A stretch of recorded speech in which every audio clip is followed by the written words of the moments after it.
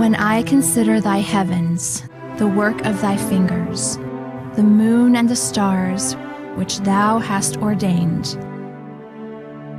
What is man that thou art mindful of him, and the Son of Man that thou visitest him?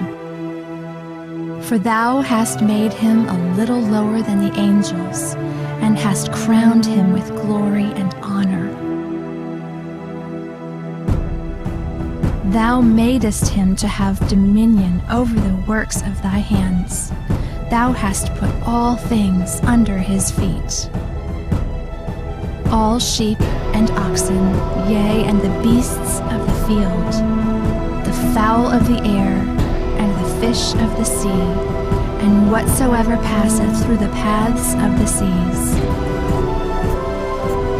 O Lord, our Lord, how excellent is thy name in all the earth.